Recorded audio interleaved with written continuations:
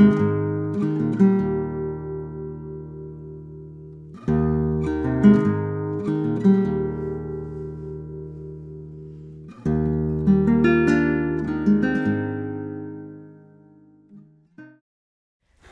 bon dia a tothom, benvinguts siau en aquesta casa que és la casa on va néixer Antoni Maria Alcover.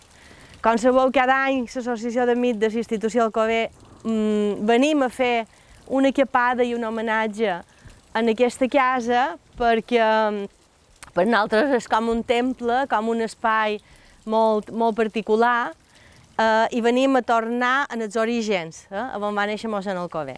Quan venim aquí a Santa Sírgia hi ha moltes coses per comentar i per valorar. La primera de totes va al voltant de la mateixa finca. Aquesta finca de Santa Sírgia és una de les millors del llevant de Mallorca. És una finca que estem de mossèn Alcover per ventura hi vivien unes 300 persones. D'allò que treia aquesta finca, des dels amitgers, que eren son pare i sa mare de mossèn Alcover, tots els seus germans i famílies, fins a les figueroleres, els porquerets, o qui fos. És a dir, hi havia com a tota una línia de feines de fora vila que venien marcades per les estacions, ara ve la tardor, ara toca fer això, ara toca sembrar allò, ara en l'estiu d'anar a cera, i marcava molt el cicle de l'any i el cicle de la terra. Era una manera d'estar molt arrelats. Això és molt significatiu perquè mossèn Alcover va néixer aquí i per això va ser una persona tota la vida molt arrelada a la terra, perquè de ben petit tota aquesta gent, les figueroleres i els porquerets i els segadors i els missatges, li contaven rondalles i li cantaven gloses i li contaven la història de veres, que la història de veres és la que mos en revolta, la que tenim a prop, la dels nostres padrins. Miquel Àngel li ha de demanar a la padrineta que te conti moltes coses, perquè aquesta és la història teva, de la teva família, d'allò que tu toques, la història de veres. La història dels grans reis la tenim molt en fora, i ja està bé saber-ho, però que en el final allò que mos afecta, allò que mos dona les característiques de ser qui som, és això, aquesta proximitat i les persones que tenim en el costat. Com sabeu, mossèn Alcover va néixer aquí, el dia de la Candelera, un dia 2 de febrer de 1862, i va viure aquí la primera infantesa. Aquí, prop d'aquí, també hi vivia un tio seu, un conco, que era l'oncle Pere Josep, que era capellà i va ser el que li va començar a dur llibres, i ell se va interessar aviat per la lletra, i llavors, en els 15 anys, ja se'n va anar al seminari, a Palma.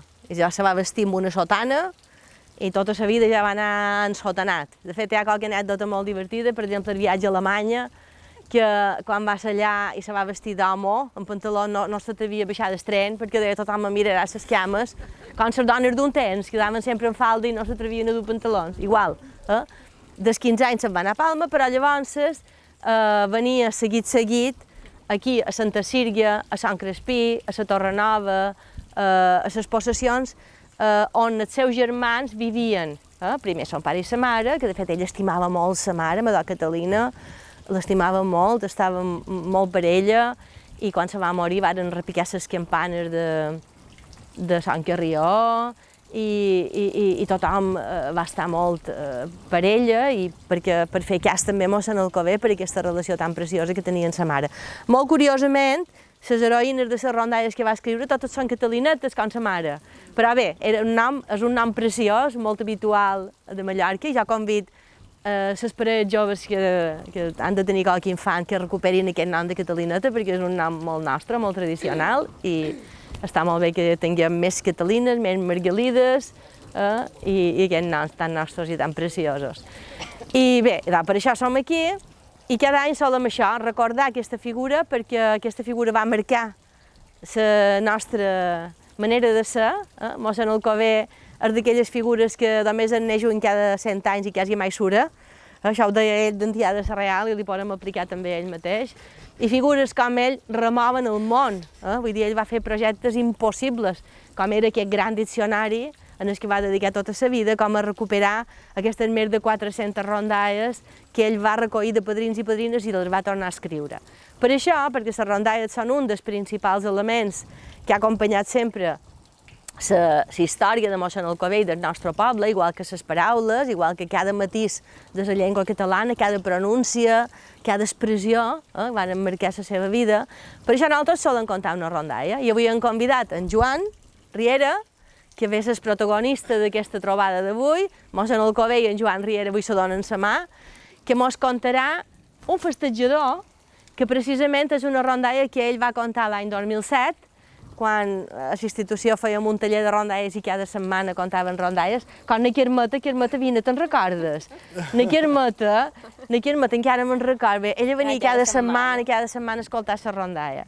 I quan contaven sempre feien sortir qualque ninet. I me'n recordo la coveta d'Anna Marieta, ella duia els cabells curtets, i li varen posar com una cova, i ella era la protagonista de la coveta d'Anna Marieta. Mira que ha tornat de gran i preciosa.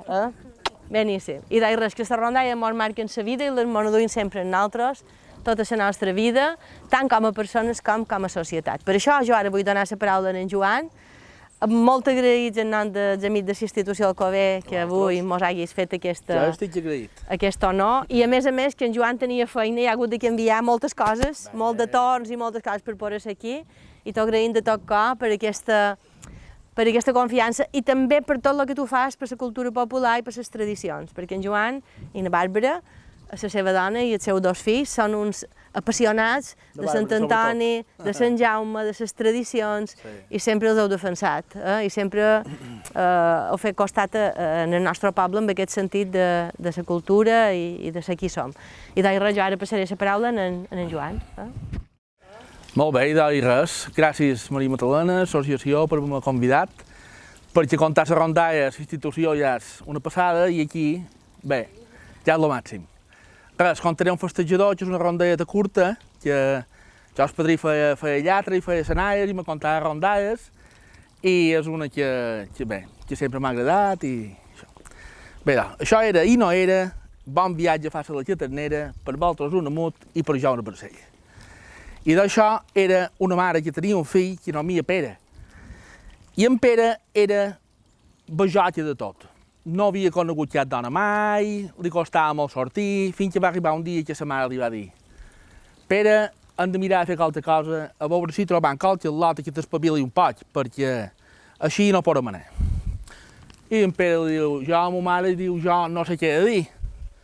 I diu: bueno, diu, jo de primeres diria: bon dia, com anem? Mirar a casa seva i dir, que li pagam a seure? I diu, bé, i doncs així ho faré, va dir Pere. I al cap d'un parell de dies, ja fa els topins i se'n va cap a la Mariaina, del fil. I justament va trobar la Mariaina i sa mare que sortien per anar a missa, era un diumenge, i ens van trobar en el portal. I ell se planta davant elles dues i diu, bon dia, que li pagam a seure? I aquelles dues dones se van mirar i diu, i que no ho veu, si estàs mostres indretes. Diu, au vinga, i arroden clau i se'n van cap a l'església. I me deixen en Pere mig del carrer com el gat d'en Pare Canyes. I en Pere se'n va cap a casa seva i li diu a sa mare, què, com ha anat? Diu, malament. Diu, malament? Diu, i això? Diu, i li contes pas. I sa mare li diu, li havies d'haver dit, festegem, festegem. Ja ho sabré per un altre pic. I al cap de 15 dies se'n torna cap a la Mariaina. I arriba a casa seva i justament se van trobar que s'havia mort son pare. I la casa estava plena de gent i que allò m'entra i se'n va cap a dins les cases i veu una Mariaina asseguda a una cadira i se planta davant ella i li diu, festegem, festegem. I van quedar sense polsos tots.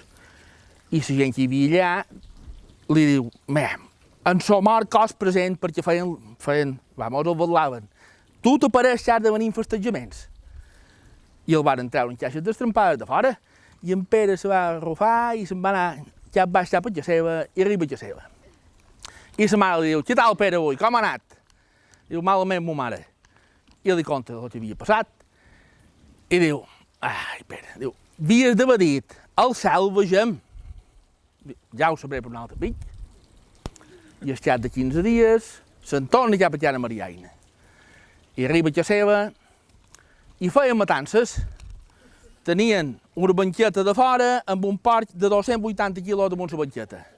I arriba aquell home i se posa davant el porc i se mira a Mariaina i li diu: al cel vegem?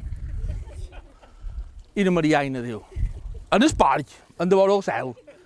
Diu: au, vinga, tira, vés-te'n, per allà on has vengut. I en Pere dona mitja volta i se'n torna cap a casa seva, que aquell home ja no sabia què havia de fer. I arriba a casa seva i sa mare diu: Pere, què? Com ha anat avui?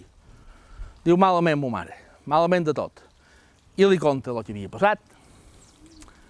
I doncs li havies d'haver dit: molts i grossos. Bé, diu en Pere, i doncs, en torna-hi, ja ho veurem. I al cap d'una setmaneta se'n torna cap a Tiana Mariaina.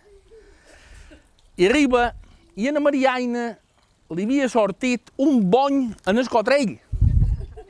I li feia un mal, aquell bony. I la va trobar allà, que l'adobaven un pot, i li posaven un pot de micromina i un melé. I entra i diu...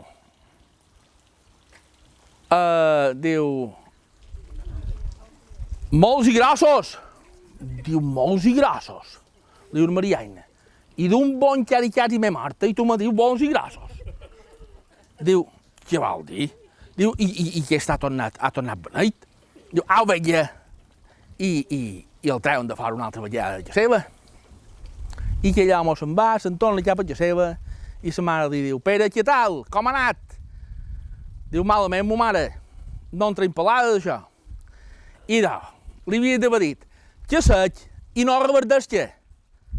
Diu: bé, ja ho sabré per un altre pic, diu en Pere. I al cap d'una setmaneta se'n torna a Tiana Mariaina i la va trobar que sembrava un claveller. I entra a casa seva i diu: bon dia, bon dia. I li diu: què sec i no reverdeix què? I li diu: ja el tornem a tenir aquí, sou barcots dient bajanades. Diu: què vol dir que sec i no reverdeix què? Diu: que el claveller. Diu: au, vinga, torna-te'n cap a casa teva i no tornis, perquè ja me t'he cansat.